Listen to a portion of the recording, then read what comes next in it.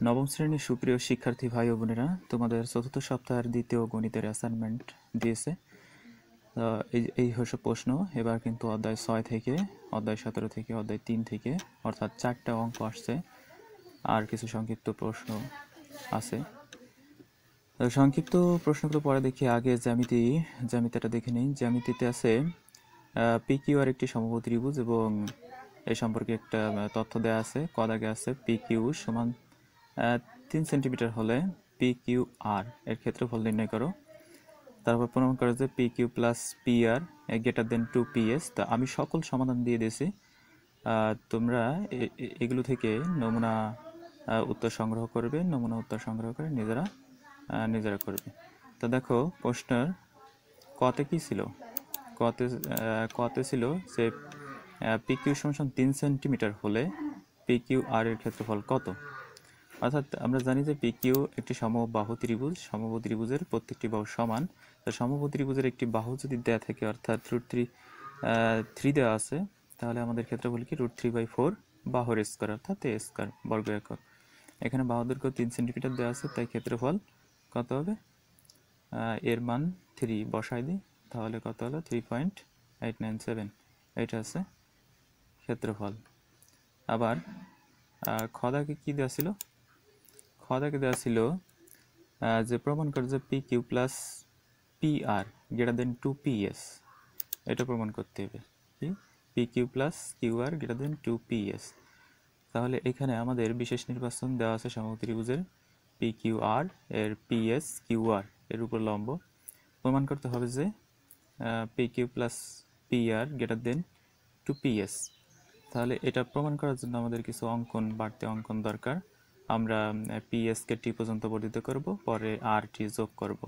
তারপরে আমাদের প্রথমেই প্রমাণ করতে হবে যে PS QR এর উপর যেহেতু লম্ব দুইটার সমকোণী, তার সমকোণী ত্রিভুজ দুইটা এইখানে যেহেতু এটা লম্ব, সেহেতু এইটাও সমকোণী ত্রিভুজ, এটা সমকোণী ত্রিভুজ, এটাও সমকোণী ত্রিভুজ। তো সমকোণী ত্রিভুজ হওয়ার কারণে এই অতিভুজ PQ আর PR সমান। তো অতিভুজ যদি সমান হয় আর এই PS যদি সমান হয়, তাহলে দুইটা উপাত্ত আর দুইটাই সমকোণী, এই জন্য এই ত্রিভুজটা আর এই ত্রিভুজটা সর্বসম। অর্থাৎ PQS আর PRS সর্বসম ত্রিভুজ। সর্বসম ত্রিভুজ হলে এর অনুরূপ বাহু সমান, তাহলে QS সমান সমান RS। ঠিক আছে, এটা ধাপ 1 কাজে লাগবে। পরে আমরা কি প্রমাণ করব?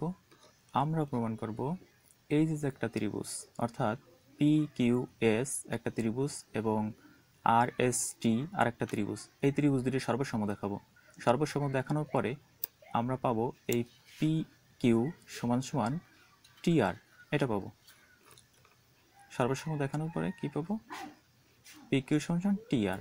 তাহলে আমরা যে আরেকটা এরপর আমাদের মূল অঙ্কটা হচ্ছে PRT।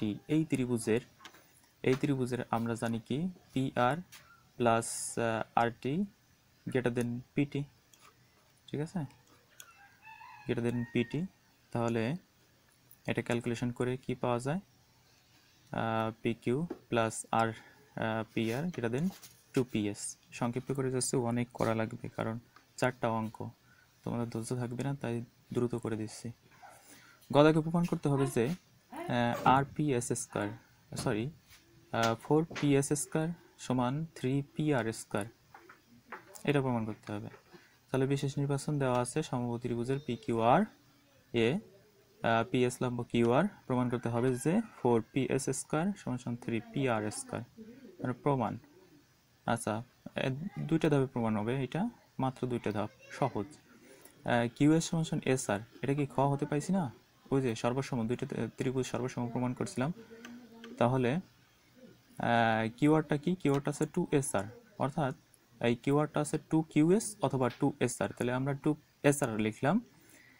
এরপরে সমকোণী ত্রিভুজ PRS, অর্থাৎ এই যে এই পাশেরটা, এই সমকোণী ত্রিভুজটায় আমরা পিথাগোরাস কাটাবো, অর্থাৎ PR স্কয়ার সমান কি লেখা যায়? PS square plus SR square. তাহলে তাই লিখছি না? হ্যাঁ, PS square plus SR square. তারপর PSটা এই পাশে রাখলাম আর SRটা এই পাশে নিয়ে গেলাম, তাহলে বিয়োগ হয়ে যাবে। উল্টা লিখছি, একবারে ঘুরায় লিখছি। তাহলে কি হলো? 4PS স্কয়ার সমান সমান পি আর স্কোয়ার। আচ্ছা, এটা হয়েছে। এরপরে উভয় পক্ষকে 4 দ্বারা গুণ করছি। 4 দ্বারা গুণ করার কারণে কি হয়েছে, এখন এই যে এখানে 4SR² এটাকে 2SR এর হোল স্কোয়ার লেখা যায়।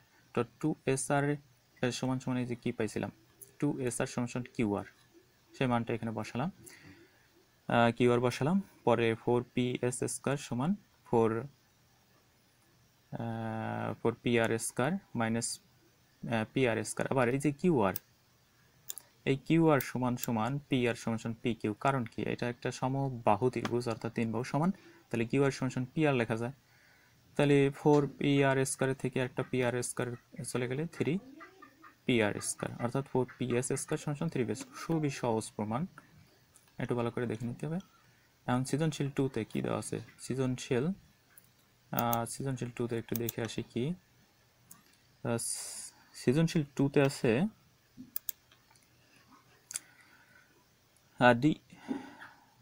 ত্রিভুজ DEF এ DE গ্রেটার দেন EF এবং F কোণ এবং E কোণ এর সমদ্বিখণ্ডকদ্বয় পরস্পর P বিন্দুতে এবং বহির্দ্বিখণ্ডকদ্বয় পরস্পর Q বিন্দুতে ছেদ করে। তাহলে এটা দেওয়া আছে উদ্দীপক। ক দাগে বলছে ডি কোণ সমান 40 ডিগ্রি হলে EPF এর ডিগ্রি পরিমাপ কত, অর্থাৎ এটা ডিগ্রিতে পরিমাপ করতে হবে। চলে যাই অ্যান্সারে। তাহলে আমাদের এই যে আছে চিত্র DEF, যার ই কোণ এবং এফ কোণ এর সমদ্বিখণ্ডক, এই যে আমি সমদ্বিখণ্ডক আঁকার চেষ্টা করেছিলাম। সমদ্বিখণ্ডক পি বিন্দুতে মিলিত হয়েছে এবং বহির্দ্বিখণ্ডক কিউ বিন্দুতে মিলিত হয়েছে। ক দাগের জন্য সেটা দরকার নাই, এই জন্য ক দাগের জন্য যতটুকু দরকার আমরা ততটুকু চিত্রটা আঁকছি। অতএব ত্রিভুজ DEF এর ই কোণ এবং এফ কোণের সমদ্বিখণ্ডকদ্বয় পি বিন্দুতে মিলিত হয়েছে এবং ডি কোণ সমান দেওয়া আছে 40 ডিগ্রি। তাহলে আমার এখান থেকে দেখতে হবে যে এই যে বড় যে ত্রিভুজটা, এই বড় ত্রিভুজের ডি কোণ প্লাস ই কোণ প্লাস এফ কোণ এই তিনটি মিলে হচ্ছে 180 ডিগ্রি। ডি কোণ, ই কোণ, এফ কোণ 180 ডিগ্রি। কারণ কি, ত্রিভুজের যে কোনো ত্রিভুজের 3 কোণের সমষ্টি 180 ডিগ্রি। তাহলে ডি কোণের মান বসাই দিই, তাহলে এই পাশে থাকলে ই কোণ এফ কোণ, ঠিক আছে, এটা থাকলো। তো আমরা এখান থেকে হাফ ই কোণ আর হাফ এফ কোণ হাফ দ্বারা গুণ করি, সবাইকে বের করে রাখি, তাহলে 70 ডিগ্রি পাওয়া যাবে। আবার ওই যে ক্ষুদ্র যে ত্রিভুজটা অর্থাৎ PEF, এই ত্রিভুজটায় আবার এই যে কোণটা, এই কোণ, এই কোণ আর এই কোণ, এই তিনটে মিলে আবার 180 ডিগ্রি। তিনটে মিলে 180 ডিগ্রি হলে এই যে EPF কোণ, তো EPF কিন্তু এই যে ছোট কোণটা এটা কিন্তু ই কোণের অর্ধেক, এটা ই কোণের অর্ধেক, আর এই ছোট কোণটা এফ কোণের অর্ধেক। তা ঠিক আমি সেইভাবে লিখছি যে EPF, এটা চিত্র মিলাই নাও, সময় খুবই কম, এই জন্য 4টা প্রশ্ন করতে হবে, তো আমি করছি, তোমরা সেখান থেকে দেখে সুন্দর করে নাও, হালকা বোঝাই দিচ্ছি। এখানে EPF এবং PEF প্লাস আর PF ই কোণ সমান 180 ডিগ্রি। তাহলে এই যে EPF, তো EPF, তারপরে PEF হচ্ছে ওই ই কোণের অর্ধেক। দেখো PEF এইটা আছে এই পুরো কোণটা, তার এইটুকু হচ্ছে অর্ধেক, যেহেতু এটা সমদ্বিখণ্ডক এটাও অর্ধেক, ঠিক আছে। একইভাবে এই PF ই কোণটা এই DF ই কোণ অর্থাৎ এফ কোণের অর্ধেক, ঠিক আছে। তাহলে এই তিনটে মিলাই কিন্তু আবার 180 ডিগ্রি। ত্রিভুজ যত ছোট হোক বড় হোক, তিনটে কোণের সমষ্টি সবসময় 180 ডিগ্রি। পরে কি লেখা যায়, EPF এখানে থাকলেও এই যে হাফ ই কোণ আর হাফ এফ কোণ, এটার মান কত, হাফ ই কোণ আর হাফ এফ কোণের মান হচ্ছে 70 ডিগ্রি, ঠিক আছে। এটা কোথা থেকে পাই, 1 নং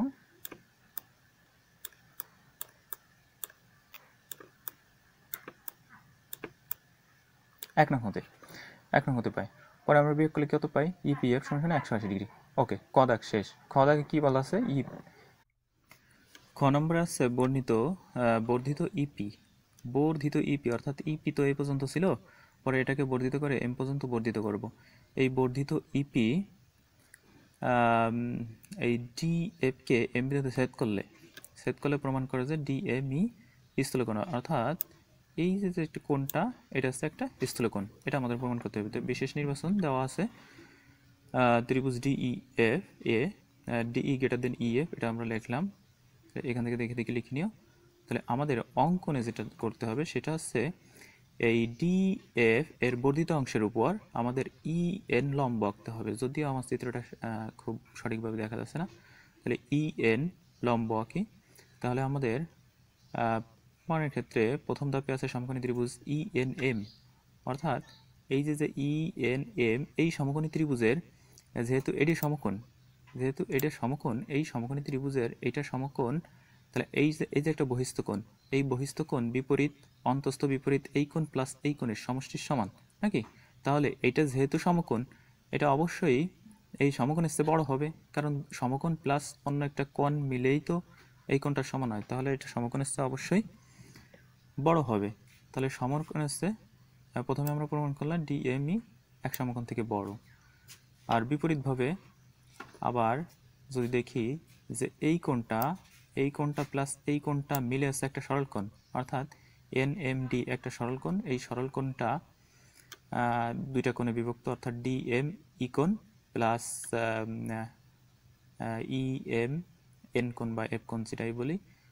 তাহলে এই যে ডিএম ই কোণ এটা অবশ্যই এই সরলকোণ থেকে ছোট। দুইটা কোণের যোগফল একটা সরলকোণ, তাহলে এই ডিএমই এককভাবে অবশ্যই 180 থেকে ছোট হবে। ডিএমই এককভাবে 180 থেকে ছোট হবে, ঠিক আছে? এই যে দেখি না, 180 থেকে ছোট হবে। তাহলে কি হলো, ডিএমই এক সমকোণ থেকে বড় পাইছে, আবার ডিএমই এক সমকোণ থেকে দুই সমকোণ বা 180 থেকে ছোট পাইছি। তাহলে ডিএমই অবশ্যই স্থূলকোণ হবে। গ দাগে কি প্রমাণ করতে বলা হয়েছে? গ দাগে প্রমাণ করতে হয়েছে ই কিউ এফ সমান 90 ডিগ্রি বিয়োগ হাফ ডি কোণ।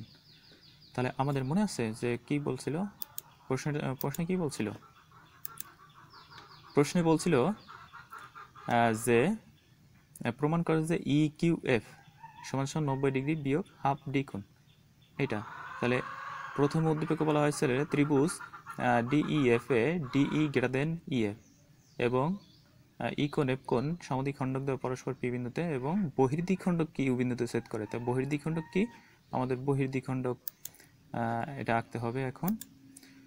তাহলে এই যে বহির্দ্বিখণ্ডক কিউ বিন্দুতে আর সমদ্বিখণ্ডক পি বিন্দুতে ছেদ করে বা মিলিত হয়।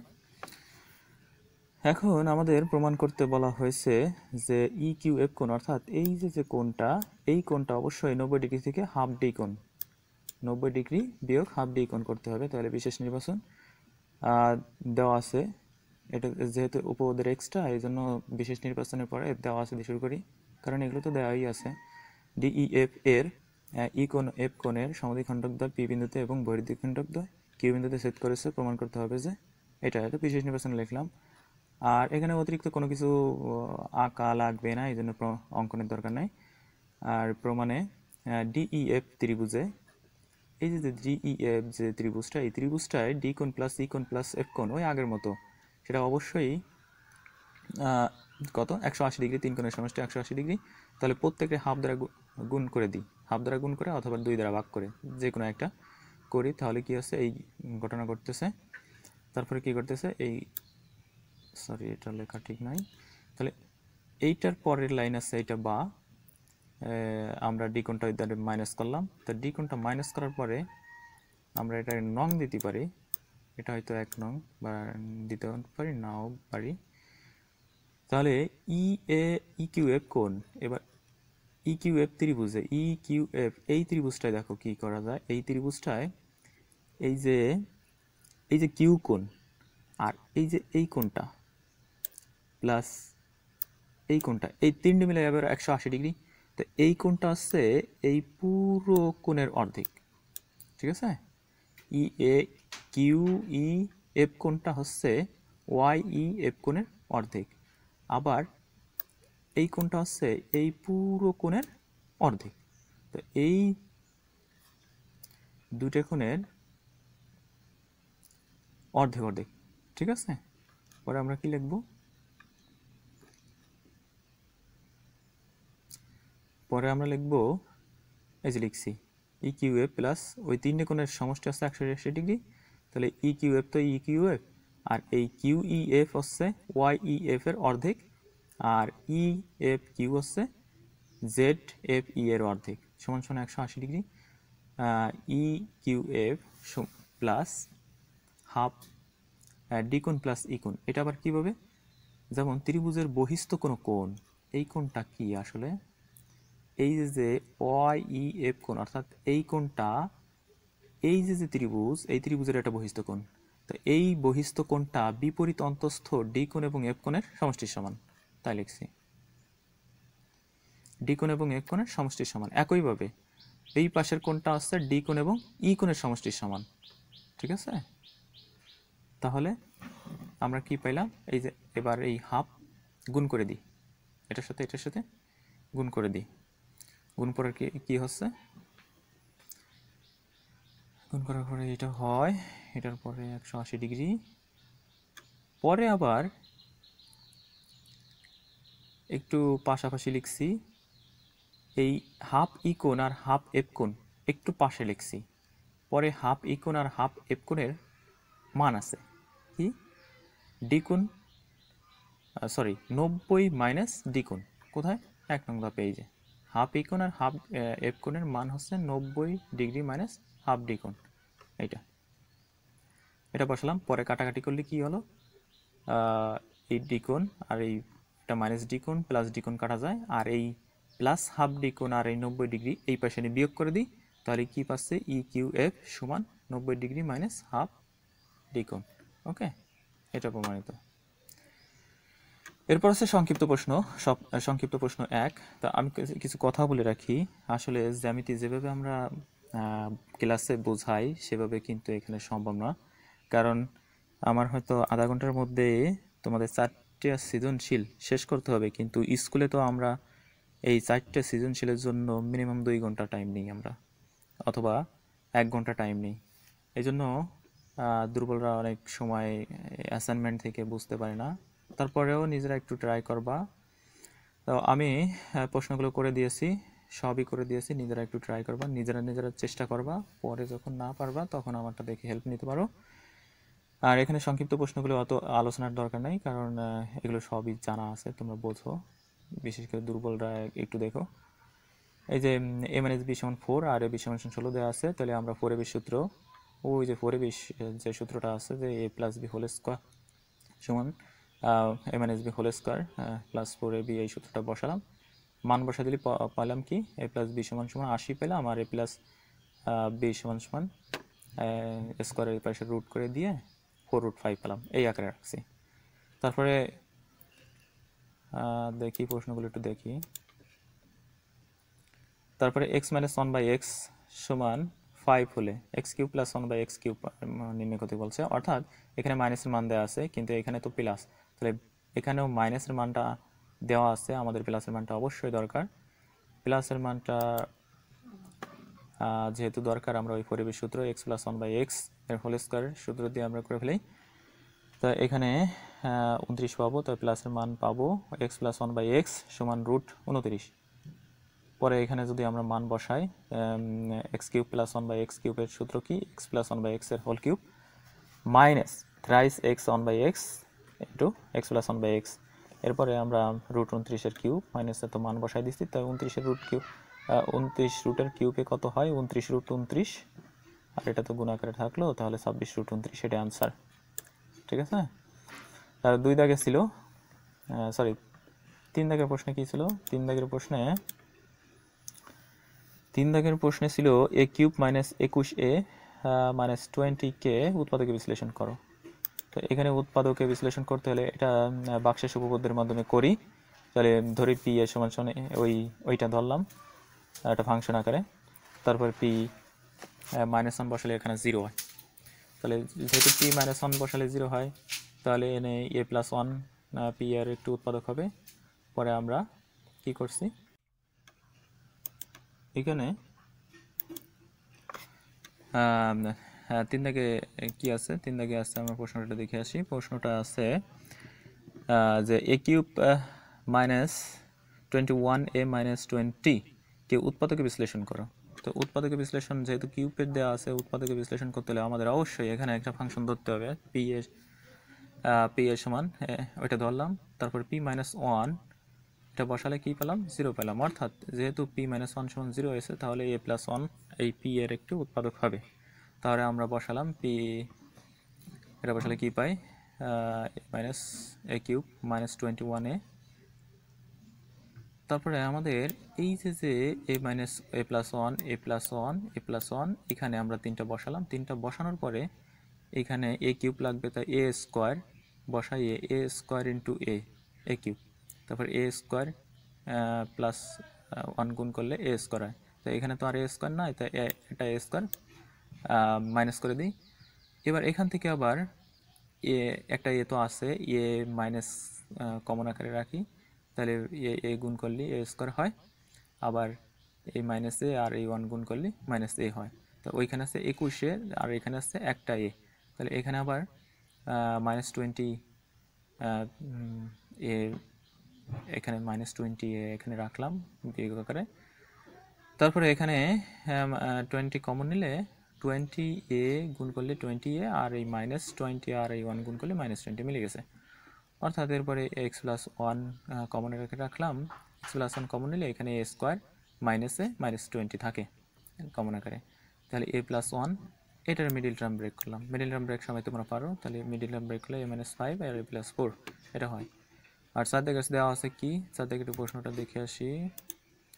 7 দাগের প্রশ্ন দেখা যাচ্ছে এক্স টাকার x% সরল মুনাফায় আর বছরের মুনাফা x টাকা হলে x এর মান কত? বাহ, দারুণ এক অঙ্ক। এখানে তো আমাদের কীভাবে করতে হবে, তাহলে দেওয়া আছে আসল p = x টাকা, হার r = x% দেওয়া আছে, তাহলে এটা আমরা x/100 করি। তারপর সময় n 4 বছর আর মুনাফা i সমান দেওয়া আছে কত টাকা, x টাকা। তাহলে আমাদের জানা আছে কি, আমাদের জানা আছে i = p/n। এখানে আয়ের মান সব কিছুর মান বসাই দিলে কি পাচ্ছি, এই এক্সট্রা এক্স ভ্যানিশ, অর্থাৎ এই এক্সট্রা যদি এই পাশে ভাগ করি তাহলে কাটা যাবে না, ঠিক আছে। তাহলে 1 = x/25, এই 4 দিয়ে এই 100 কাটাকাটি করছি, তাহলে x = 25 এটা অ্যান্সার। তাহলে 5 এর প্রশ্নটা একটু দেখে আসি। 5-এ আছে 1/p = √5 - 2 হলে p² এর মান কত? তাহলে p² এর মান কত দেওয়া আছে, 1/p = এত দেওয়া আছে, তাহলে আমরা বিপরীতকরণ করি, তাহলে 1/√p এটা হবে। তাহলে এই যে √p + 2 দ্বারা উপরে নিচে গুণ করি, কারণ এটা সূত্রের নিচের হর ব্যানিশ করার জন্য, আর na² - b² সূত্রে পড়ে, তাহলে 5 - 4 এখানে √5 + 2/1 p = √5 + 2, অর্থাৎ p² এত হয় বর্গ করে, যেহেতু p² মান চাইছে বর্গ করলে, বর্গ করার পরে কী হয়েছে, a² + 2ab + b² সূত্রে ফেলাই দিয়ে 9 + 4 √5 এটাই অ্যান্সার। এখন সৃজনশীল 3 প্রশ্নে দেওয়া আছে যে সৃজনশীল 3 একটু দেখে আসি। সৃজনশীল এই যে তোমাদের সৃজনশীল 3, তা সৃজনশীল 3-এ দেওয়া আছে a + b + c = m, a² + b² + c² n R a³ + b³ = p³ এটা দেওয়া আছে, ঠিক আছে, এটা দেওয়া আছে। তাহলে কদাকে বলছে m = 0 হলে a³ b³ c³ - 3abc এর মান কত? তাহলে আমরা দেখি, a + b + c = m আর সেটা সমান 0, ওখানে বলা আছে m = 0, তাহলে a + b = -c, তাহলে বাম পক্ষ আমরা মানটা বসালাম, বাম পক্ষটা বসালাম, বাম পক্ষ বসানোর পরে a³ + b³ সূত্রে ফেলালাম, তাই a + b whole cube -3ab × a + b + c³ -3abc। আচ্ছা, তাহলে a + b এই যে 1 থাকে পাই যে মান, এই মানটা আমরা বসাই দিলাম, মানটা বসাই দিলে এটা হয় আর 0 হয়ে যায়, সমান ডান পক্ষ প্রমাণিত। খদাকে দেওয়া আছে a + b + c = m, এখানে আবার খদাকে বলা আছে যে c = 0, তো c = 0 হলে a + b = m হয়, আবার এখানে c = 0 হলে a² + b² = n হয়। তাহলে এবং আরও দেওয়া আছে a³ + b³ = p³ এটা আমরা এই আকারে রাখছি। এরপরে বামপক্ষ m³ + 2p³ আছে, বামপক্ষ আছে এইটা, আমি দেখাই নিচ্ছি। বামপক্ষ এই যে এটা m³ + 2p³ = 3mn এটা আছে, তাহলে আচ্ছা, তাহলে আমরা মানগুলো বসাই দিই। মানগুলো বসাই দিলেই এই এ প্লাস বি এর হোল কিউবের সূত্র কি, এটা এখানে মানে নয়, সরি, এখানে আমরা গণনির্ণয়ের সূত্রটা বসাবো, A cube plus thrice A square B plus thrice A B square plus B cube, আর এটা গুণ করে দিছি। তাহলে আমরা দেখি যে এ কিউব আর এই দুটি এ কিউব, তিনটে এ কিউব আর 3a square B, 3ab square তো রাখলো, আর B cube plus A 2b cube সমান সমান 3b কিউব। প্রথমে আমরা 3 কমন নিচ্ছি, বাদ বাকি ভিতরে মাঝখানে আছে, আর এই 3 আলাদা রেখে পরে আবার এই রাশি থেকে আমাদের কমন যায় এ স্কোয়ার, সেখান থেকে কমন নিচ্ছি এ স্কোয়ার এ প্লাস বি, পরের বার বি স্কোয়ার কমন যায় এ প্লাস বি। তাহলে এখন আবার 3 তো রয়েছেই, তাহলে এ প্লাস বি কমন যায়, এ প্লাস বি কমন যাওয়ার পরে এখানে এ স্কোয়ার থাকে, এখানে প্লাস বি স্কোয়ার থাকে, আটকান যায়। তাহলে কী হলো, এই এ প্লাস বির সমান এম আর এ মাইনাস, সরি, এ স্কোয়ার প্লাস বি স্কোয়ারের মান আছে এন, এটা ডান পক্ষ। গদা কি বলছে, এম সমান সমান 10 আর এন সমান 38 হলে এত এর মান কত। তাহলে আমাদের এখানে বের করতে হবে যে A plus B plus C এর হোল স্কোয়ার সমান সমান A square plus B square plus C square plus twice A B twice B C twice C A, এই মানে এটা বসাই দিয়ে, যেহেতু A plus B plus C এর মান হচ্ছে এম আর A square B square C স্কোয়ারের মান হচ্ছে এন, এটা বসাই দিলাম। পরে আমাদের এম এর মান দেওয়া আছে 10 স্কোয়ার আর এন এর মান দেওয়া আছে 38, 2 ইন্টু এত 2 কমন নেওয়ার পরে এটা হয়েছে, তাহলে 38 এধারে বিয়োগ হয়ে যায় 100, 10 স্কোয়ারে 100 থেকে। তাহলে আমরা A B B C C A plus আকারের এই মানটা বের করলাম 31। এবার প্রদত্ত রাশি কি, A minus B whole square plus B minus C whole square C minus এর হোল স্কোয়ার, এটা আমরা সূত্রে ফেলে দিই, প্রত্যেক A square minus twice A B plus B square একইভাবে। এবার 2 কমন নেওয়া যায়, তাহলে A square B square C square, A square B square C স্কোয়ারের মান হচ্ছে এন। এখন এই তিনটা থেকে আমাদের মাইনাস এন কমন নিলে A B B C C এ পাইলাম। পরে এন এর মান হচ্ছে 38 আর A B B C C এর মান হচ্ছে 31, আর বিয়োগ করলে কত, 2 গুণ 7 14।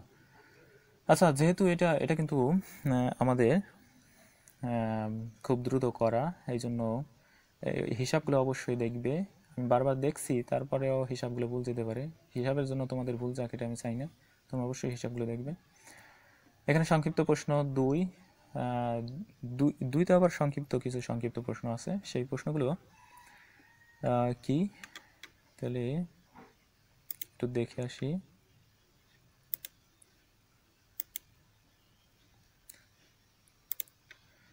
আচ্ছা, সংক্ষিপ্ত প্রশ্ন 2, উপাত্ত সর্বনিম্ন মান হচ্ছে 31 এবং পরিসর হচ্ছে 90, সর্বোচ্চ সংখ্যা কত, এই মানটা জানতে চাইছে। অর্থাৎ এখানে পরিসর সমান সমান সূত্র কি, সর্বোচ্চ সংখ্যা বিয়োগ সর্বনিম্ন সংখ্যা যোগ 1। তাহলে পরিসর আছে 90, সর্বোচ্চ সংখ্যা দেওয়া নাই, এই মানগুলো বসাইছি, পরে আমরা সমীকরণ আকারে করে সর্বোচ্চ মান পাইছি 120। তারপর খাওয়া গেছে 1 থেকে 22 পর্যন্ত 3 দ্বারা বিভাজ্য সংখ্যাগুলো জানতে চাওয়া যায়, সংখ্যাগুলোর মধ্যক কত। তাহলে 3 দ্বারা বিভাজ্য 1 থেকে 22 পর্যন্ত সংখ্যাগুলো হচ্ছে 3, 6, 9, 12, 15, 18, 21। এখানে উপাত্ত সংখ্যা n সমান সমান 7 এবং যা বেজোড় সংখ্যা, তার মধ্যক যদি উপাত্তের মোট সংখ্যা যদি n হয়, তাহলে মধ্যক নির্ণয়ের সূত্র হচ্ছে n+1/2 তম পদের মান। তাহলে এটা বসাই দিলে আমরা কি পাবো, 4তম পদের মান। 4তম পদ 1 2 3 4, 4তম পদের মান হচ্ছে 12। তারপরে 1 0 1 0 1 0 1 0 1, এই রাশিগুলোর গড় কত, রাশিগুলোর যোগফল রাশির সংখ্যা। তাহলে এইগুলো উপরগুলো যোগ করলাম, 11 দিয়ে ভাগ করলাম, তাহলে কত পেলাম আমাদের 6/11 0.5454, এটা পেলাম।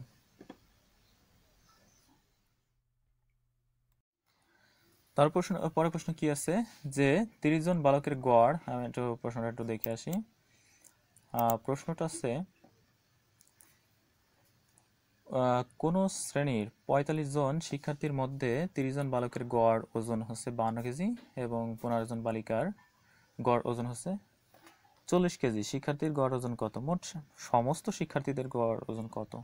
তাহলে এটার অ্যান্সার কি আছে, আগে আমরা 30 জনের মোট ওজন বের করব। 30 জনের বালকের গড় ওজন আছে 52 কেজি, 30 জনের মোট ওজন হবে এই 52 গুণ 30, তাহলে 1560 কেজি। আবার একইভাবে 15 জন বালিকার ওজন পাবো 600 কেজি। এবার বালক বালিকার সর্বমোট ওজন কত, আমরা দুটো যোগ করে 2160 কেজি পাচ্ছি। এখন বালক বালিকার সংখ্যা 45 জন, এখানে 45 জন, তো বালক বালিকার গড় ওজন হবে 2160/45 সমান 48 কেজি, এটি অ্যান্সার।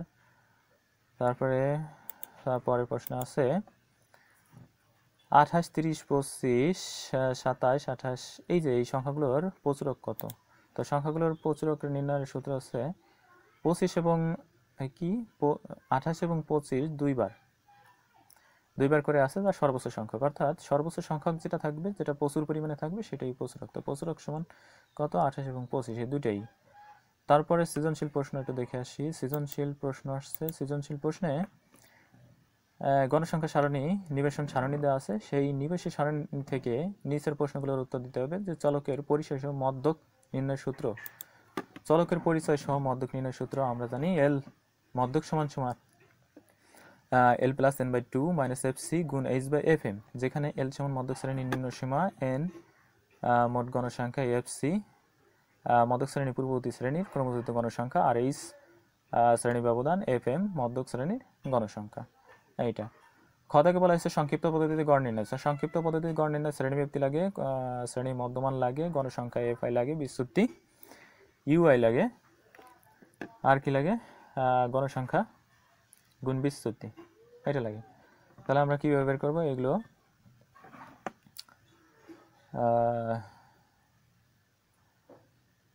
এগুলো বের করে আনুমানিক গড় ধরছি আমি 75.5, এটা ধরছি, যেখানে বিচ্যুতি শূন্য হয়েছে।